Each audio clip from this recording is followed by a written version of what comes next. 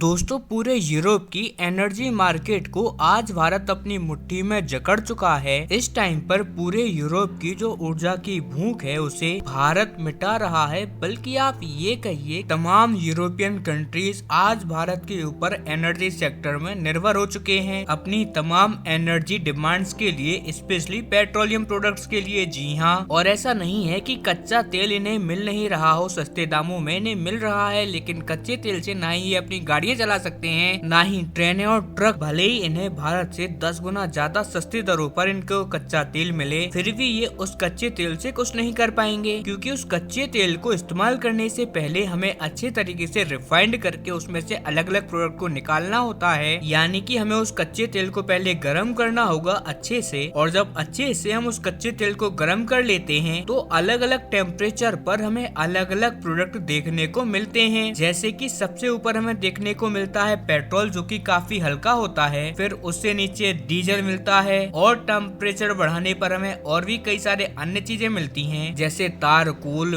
Bag, इसके अलावा kerosene, jet fuel जिससे कि हम हवाई जहाज को उड़ाते हैं। इसके अलावा बहुत ही ज्यादा हैवी फ्यूल भी हमें इससे मिलता है, जिससे कि हमारे सामान ढोने वाले शिप्स चलते हैं। कुल मिलाकर कच्चे तेल से ही हमें अलग अलग प्रोडक्ट्स मिलते हैं जिन्हें कि हम इस्तेमाल में लेके आते हैं। और मैं आपको बता दूं कि कोई भी व्यक्ति कच्चे तेल को डायरेक्टली इस्तेमाल में नहीं लेके आ सकता। सबसे ज्यादा हैरानी की बात तो ये है कि सऊदी अरब, जो कि आज के टाइम पर पूरी दुनिया में सबसे ज्यादा कच्चा तेल बेचने वाले देशों में शुमार है, वो भी दूसरे देशों से पेट्रोल डीजल खरीद कर अपने देश में लोगों को देता है। वो भी इस कच्चे तेल का डायरेक्ट इस्तेमाल नहीं कर सकता। इसीलिए आज यूरोपियन कंट्रीज को भारत की बहुत ज्यादा आवश्यकता है। लेकिन दोस्तों, उससे पहले अगर अभी तक आपने इस चैनल को सब्सक्राइब नहीं किया है तो आपसे विनम्र निवेदन है कि आप इस चैनल को सब्सक्राइब कर नोटिफिकेशन बेल को ऑन कर लीजिए और वीडियो को लाइक कर दीजिए। चलिए हम वीडियो में वापस आते हैं। हालांकि कई लोग कहेंगे कि यार रिफाइनरी बनाना क्या इतनी ज्यादा बड़ी बात है? इतनी ज्यादा बड़ी बात तो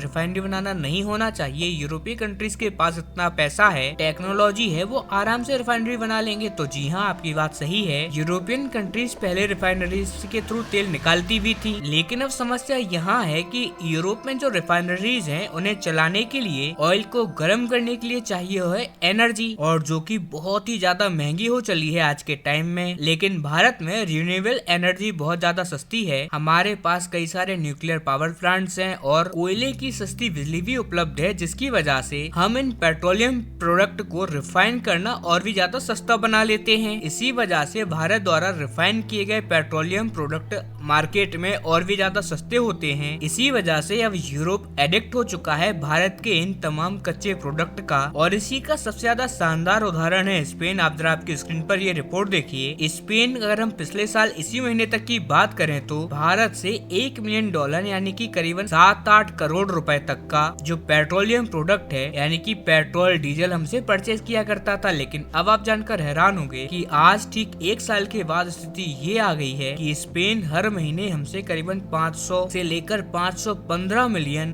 तक के पेट्रोलियम प्रोडक्ट को परचेज करता है। और ये जंप है करीबन 46,000% का। जी हाँ, 46,000% का जंप ये है। स्पेन जैसा देश हमसे ये पेट्रोलियम परचेज कर रहा है। कुल मिलाकर अब यूरोप का एनर्जी सेक्टर भारत की मुट्ठी में आ चुका है। कल को अगर एक बार को हम रूस से कच्चा तेल परचेज करना बंद कर दें, तब भी ये देश भारत के पेट्रोलियम प्रोडक्ट परचेज करते रहेंगे। और इसके पीछे कारण ये है कि भारत में रिन्यूएबल एनर्जी इतनी सस्ती है कि इन कच्चे तेल को रिफाइन करके प्रोसेस करने में हमारे यहाँ बहुत ही ज्यादा कम खर्चा आता है। यानी कि हर कीमत में अंतर्राष्ट्रीय मार्केट में अगर आप किसी भी प्रकार के पेट्रोलियम प्रोडक्ट परचेज करने जा रहे हो, फिर चाहे वो पेट्रोल हो, डीजल हो या बैग्स हो या फिर केरोसिन या जेट फ्यूल हो, कुछ भी आप परचेज करोगे, आपको वहाँ पर भारत से रिफाइंड हुआ पेट्रोलियम प्रोडक्ट देखने को सस्ते दरों में मिलेगा ही मिलेगा। सवाल ही नहीं उठता कि कोई और देश हमसे ज्यादा सस्ता ये बना दे। लेकिन फिर भी मुझे लगता है कि हमें रूसी कच्चा तेल फिर भी परचेज करना चाहिए। भले ही हम थोड़ी बहुत बार्गेनिंग कर लें, लेकिन हमें रूसी कच्चा तेल परचेज करते रहना चाहिए, क्योंकि वो बहुत ही ज्यादा सस्ता है। ये हमारी ओवरऑल एक्सपोर्ट को बहुत हेल्प करता है। रूस के साथ हमारे संबंध अच्छे होते हैं और कहीं ना कहीं इससे हमारी सरकार का मुनाफा बढ़ रहा है, जिससे कि सरकार भी अपने बजट में इस पैसे का इस्तेमाल ज्यादा कर पाती है। कुल मिलाकर देखा जाए तो ये हम आम जनता की भलाई का सौदा है। अगर भारत सरकार रूस का कच्चा तेल लगातार लगातार परचेज करती रहेगी तो भले ही अगर थोड़ी बहुत संख्या में कम करना पड़े तो भले ही हम कर दे, लेकिन हमें लगातार उससे कच्चा तेल परचेज करना होगा। हालांकि आपकी राय इस पर क्या है, आपके ओपिनियन हमें कमेंट में देना ना भूले। साथ ही चैनल को सब्सक्राइब